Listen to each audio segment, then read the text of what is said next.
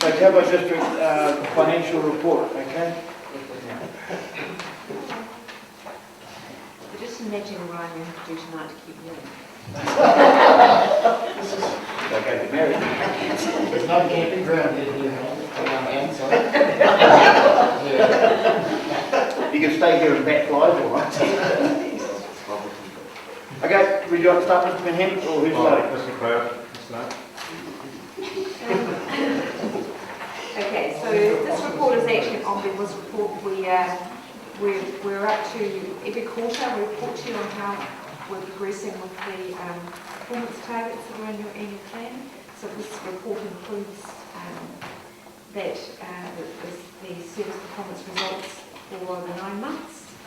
Your 12-month one will be your actual annual report itself, which will obviously happen later.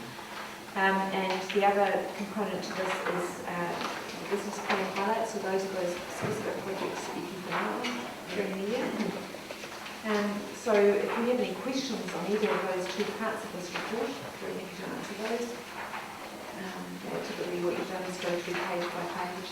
Yeah, which I would intended to do, but is there any overall questions at this stage? And we can go through it page by page from page 54 pages.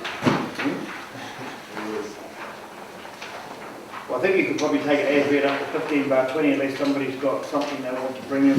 Councillor Henderson? Yeah, just an issue with 15/13. This is an example. I question whether some of these measures need to perhaps be revisited at some stage. And you'll note on 15/13 at the bottom, revenue from business is increasing, not formally measured. Quality destination marketing and management survey to be completed in early June 2011. So I was curious as to why they haven't been measured, and if they're not able to be measured, have we got the right measures in place? It's just one example. Yeah, these measures actually drop out of our long-term community plan. And one of the issues that we've got here is that we were in between managers with Destination Great Lake Taupo. So the previous manager, I guess, had been optimistic that he would be able to measure the revenue, which does take quite a specific. There needs to be obviously a proper way of doing that. And that last one there, the survey will be conducted, but obviously some of these measures actually only happen once during the year. So this one will be, the last one will in fact be measured, and that survey will be done like it was last year. And the results will be reported in our annual report. Now when you do your long-term plan this year, it's an opportunity to actually it's an opportunity to revisit the measures and make sure that those are more applicable to what's been. Okay, hope that answers that. So if you want to move through to, let's take that as read up to 15/20. Nothing more. We'll move to 15/21.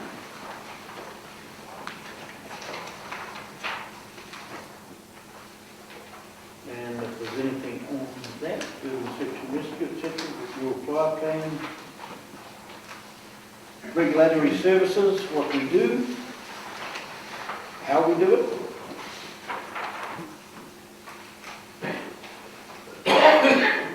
Any questions on 15/23? Nothing on 22. Why don't you just move to Want to go 36? over? Okay. Yeah. Well, we'll go to Because 36. it's- Yep. Well, that's what we do and how we do it. Can I just, So if there's anything in there? yeah, just on 15/25, Yep. just under key actions, projects and services, construct, 15/25, construct stage 2 is State Highway 5 footpath from Hill Road to Degret. So we now taking that over now rather than No, read number 1, says it there, go to the bottom of the page, pending funding from private sources. Now, we had a deal there. Oh, yeah. We had a deal there, and we haven't given up on that deal, and it could even get a bit more forceful as time goes on, and not too much more time. Is that your feel today, Mr. Williams? Yep. No, that's Okay. Yeah, we're going to put it on the same page. Just under the key action projects and services, I know that some issues fall more under council and some under transit and so forth, but it's just disappointing to not see more of an emphasis on State Highway 1, especially in terms of what's south of Taupo. I know, for example, that the AA wrote a significant report about that stretch of state highway and did refer to it as the worst kept stretch of state highway line in New Zealand. I'm just surprised that it's not a little more upfront here in our transportation strategy. But transportation, on page 15/25, Yep. headed up transportation, it says what we do. That's right. I understand. We don't do anything on state highways. Eh? State highway regional. Yeah, we don't do anything on state No, highways. I realise that, but in that case, where does our lobbying on state highways, we do lobbying, we do see Yeah. people roads, but where does We did a submission not long ago. Yeah, And Rob's going mental at the moment at Transit about that band that goes, that road that goes underwater down by Turangi there, not quite the prison farm, what do they call that stretch there? Right, so in terms of this is just to deal with only what council manages. What we do, what we're responsible for, we're responsible for 753 kilometres of roads, 24 bridges, 97,000 square metres of car parking. We have to mark it and we have to seal it and we have to look after it, we get holes in it. But we don't, it's not what they do, it's what we do. Yeah, of course. But where does the boundary come? Because I mean, you've got ETA stuff included here, and obviously. Because we were a partner in the ETA, 25%, 100% in October the 9th this year, the 1 year period of maintenance, etc., takes over, it then becomes 100% owned by the government, and we will get our state highway through the town will become 100% ours.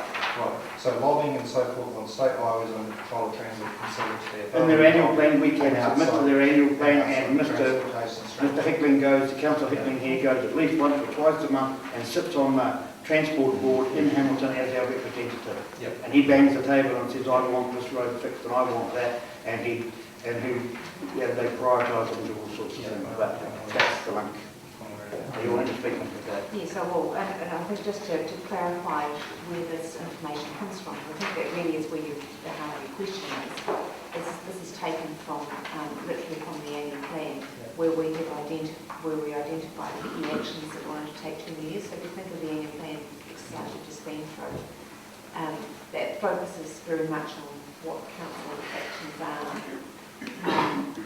There is another part of the plan which talks about advocacy, but there's a whole range of things that you do advocate on, of which transportation is one of those. So why you don't see it mentioned here is because that's where the focus of this actually is.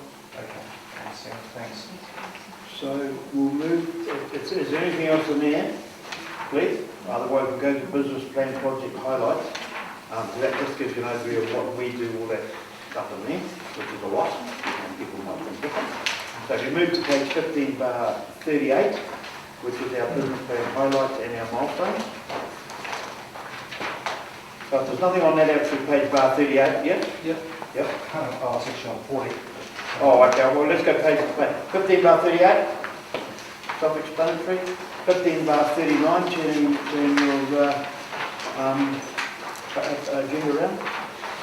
And moving to 15/40, Councillor Henderson. Yeah, just note on development of Turangi and Southern Lakeshore Settlement Structure Plan, the status there is it's milestone and likely to be completed this financial year or over budget. I assume it's the formula on that. But as I read it there, the actions as they currently stand relate to consultation, but it says that they'll be not completed within the financial year to the end of June, I'm assuming.